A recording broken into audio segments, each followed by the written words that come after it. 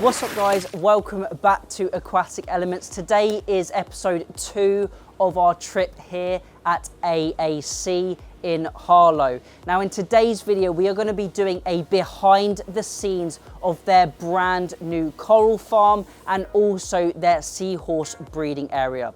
So we're going to do a full tour around this room and Paul from AAC is going to be talking all about it. He's going to be sharing the systems, showing us some of the corals and also their amazing seahorses that they have got here at the facility. So let's head round and let's check it out. So I'm here with Paul. Thank you for doing the video for us, and he's going to give us a tour of this facility and show us around. So this is where AAC originally began, and this is actually the old shop, and I'm joined here by Paul. And eventually we are going to be going back into the main room to look at the seahorse breeding and also their farm as well. But this is the original shop. If you could maybe tell us a brief understanding of it. Well, basically nowadays it's used as some fish quarantine and isolation. There's not a great deal in at the moment. That's because we're waiting on an import that comes in. So we have an area where we can isolate any fish, new arrivals from, just to make sure they're nice and healthy.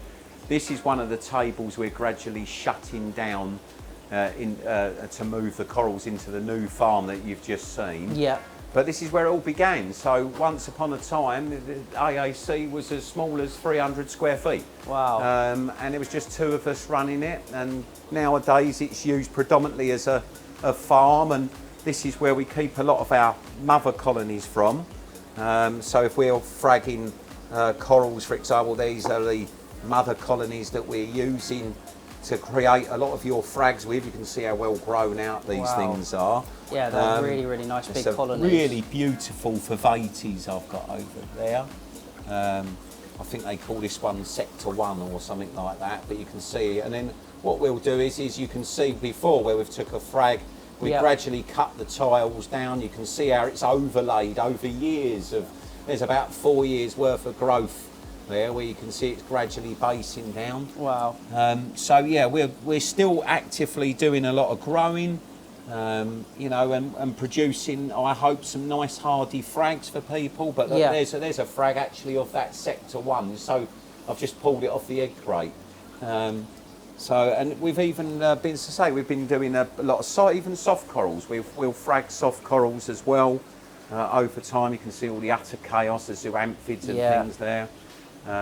Some of our homegrown alveopora as well, but predominantly nowadays it's used as storage. But I think it's always good to get out to your viewers out there, you know, small things, you know, it all starts with small things. And it's amazing that you've still got a quarantine facility which most shops don't have. Yeah, I mean, as I say, I always try and use the words, Chris, isolation, because full zoological quarantine would be between sort of a minimum of 3 and 6 months minimum. Okay. And no store, to be fair, could probably financially do that. No. But with years of experience, you'll know some of those locations where you're likely to see problems from. Yeah. So if we do take a shipment from a region where we know there might be flukes or problems, then we'll be able to isolate and treat them and at least make sure that they're ready for sale rather than just rushing them out, you know. No, that's really, really good. You're taking those precautions. Yeah. Well, I think it's fundamental. I always try and imagine myself as a customer. That's how I've always focused on my own business. Yeah.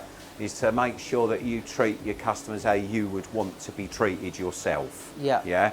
So for me, it's really important that when people buy an animal, it's to the very best that we can provide it for them. Amazing. Well, thank you very much for the tour. No problem, Chris. Let's head next door and check it out. Sure. Okay, we're going to start by feeding some of the horses this morning, Chris. So what we'll do is the adults have been patiently waiting. So these were all bred on site here. Yep. Some originally we was based from home. We were breeding the silsies, but it became too demanding. I was having to go home through work every day to feed them. So these have been patiently waiting. So we'll start with the adults in here. So what are they getting fed? This is fed. These are fed on a really high quality mysis shrimp, which is actually collected on the west coast of this country. Oh, okay. It's very, very important the grade of mysis shrimp that you use for feeding seahorses with. So we need something that's got a very high fat content. And on the west coast of our country, we're very lucky because we have some really top quality mysis shrimp, and that's really helps with the production or rearing of seahorses. Yeah. If you're getting close, Chris, you might be able to even hear them. Yeah, I wondered They're if that quite was noisy. If you have a listen.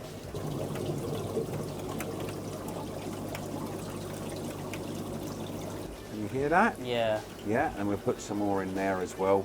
So what species of seahorse are these? These are erectus seahorses, which are probably the best seahorse for anyone to start with if they want to get into them. Yeah. They're nice and hardy. Very variable in coloration, Yeah. even though you're seeing seahorses here that are one colour or greys and yellows and things, they're actually all off the same parents. Oh, okay. It just seahorses are very much like chameleons. They can change their coloration according to their background, Yeah. and sometimes even their water quality as well. Oh, that's so really interesting. for example, these were all originally down here looking yellow. We move them up top and then they've gone quite a black colour.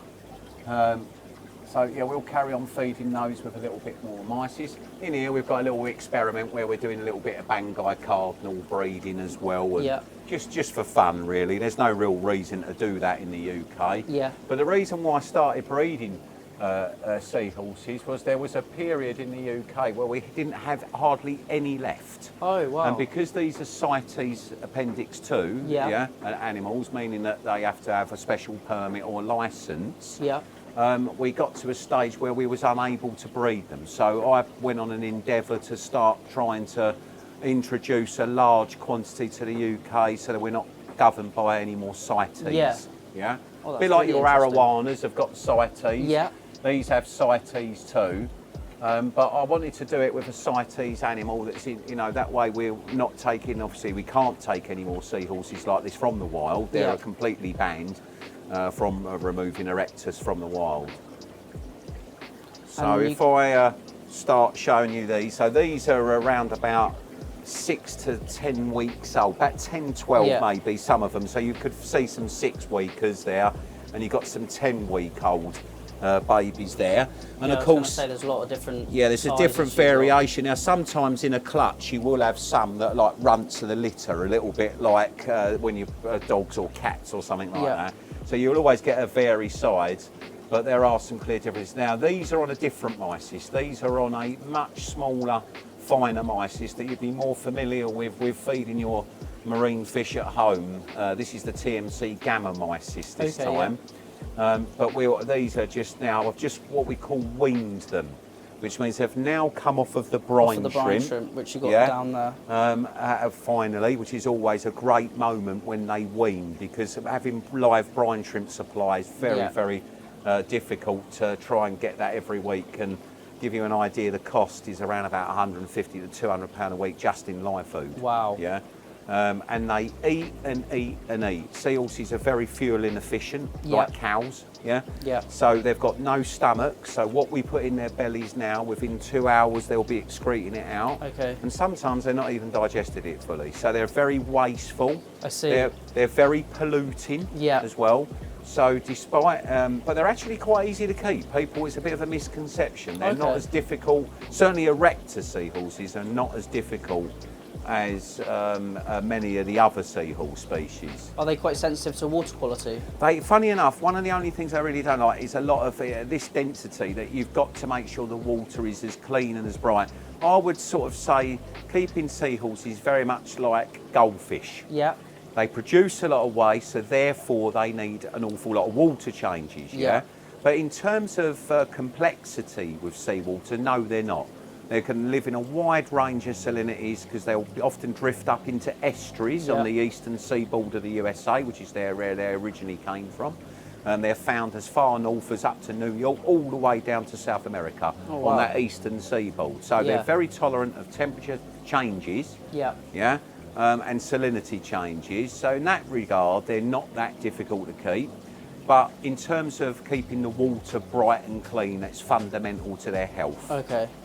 As it is with fancy goldfish, which you're very familiar Yes, with. You know, yes. a lot of people think you don't need to do too much with a goldfish, but you'll know that Yeah. they need a lot Lots of work. of waste, and they need yeah. lots of water changes. Yeah, lots of waste, lots of water. You can see already, they've already cleared what I put in a minute ago. That Yeah. gives you an idea. They're, like they're almost like little piranhas at this age. You can feed and feed and feed. Right, we'll give some more food to, we've got some others in here that are about to go into wholesale.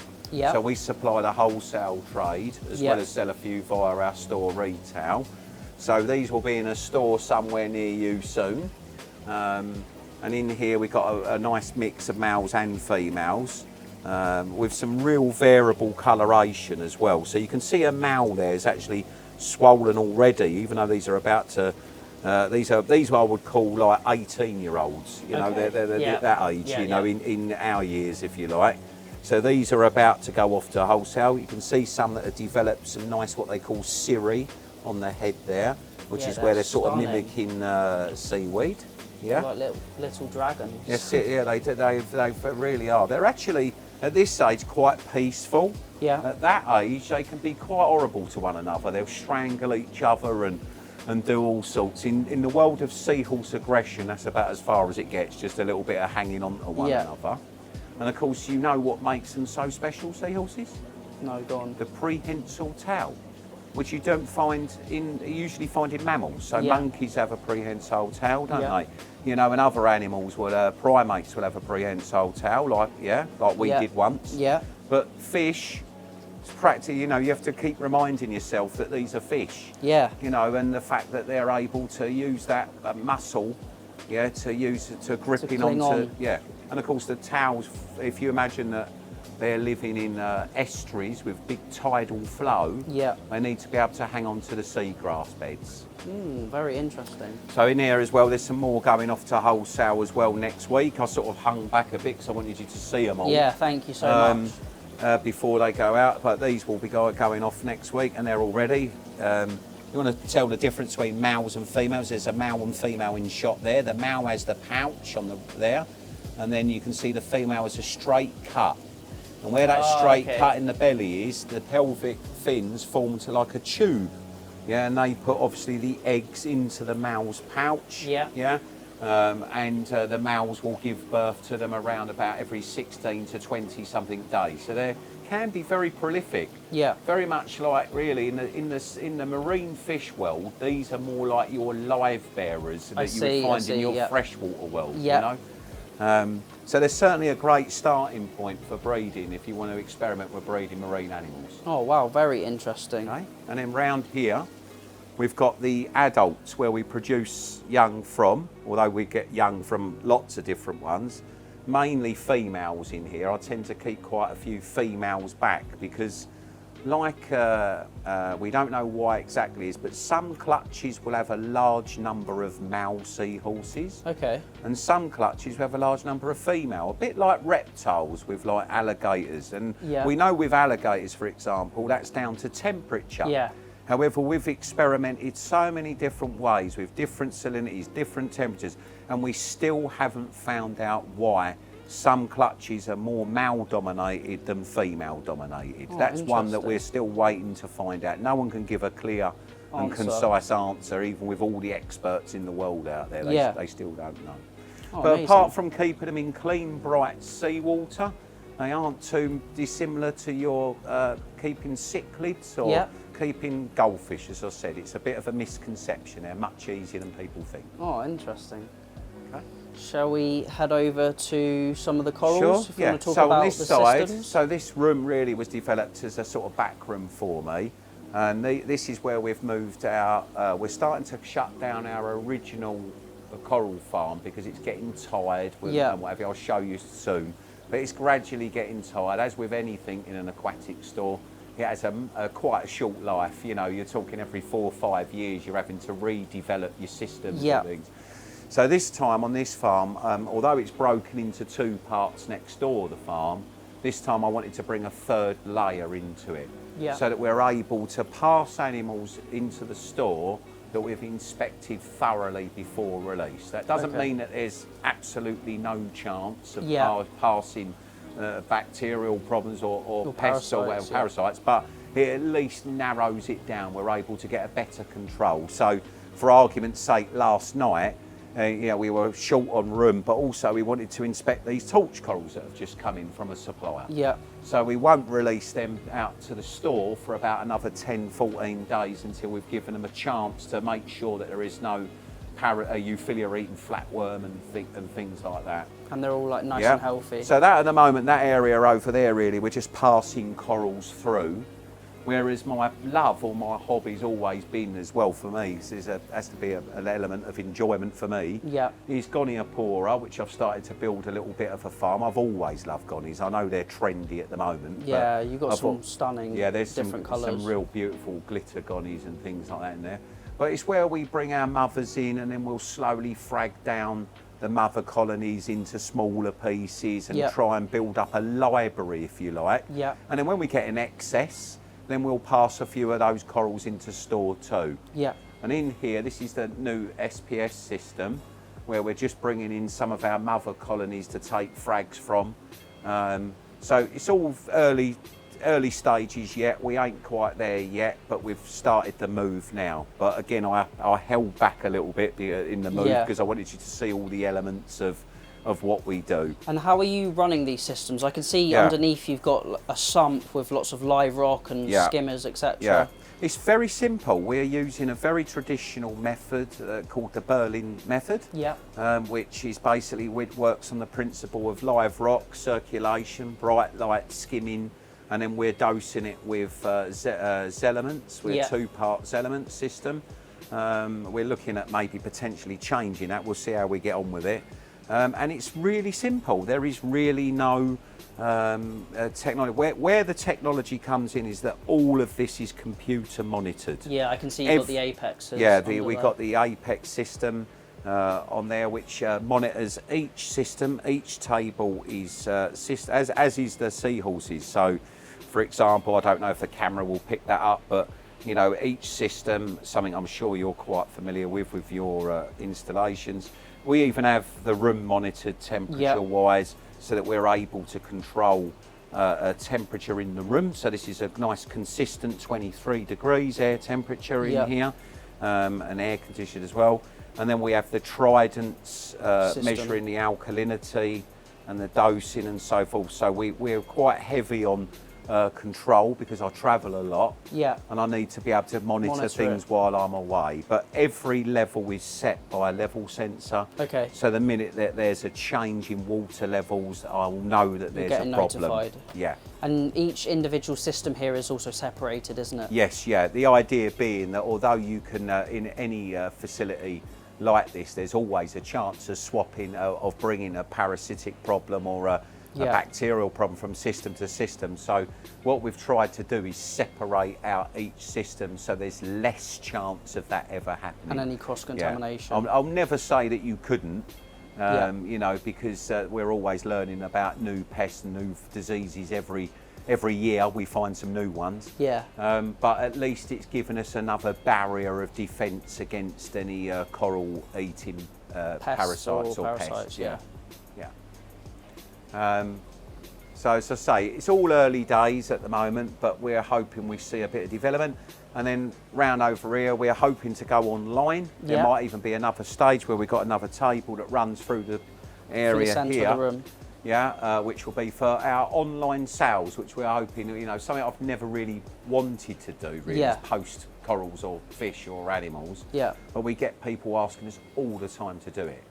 So because this you've got year, a nice station as well. So we've got somewhere nice to pack. We're still waiting for our bag clipping machine and things like that. So, yeah. Wow, amazing. Well, thank you so much for the tour of the farm and also the seahorses over there. Really, really appreciate it.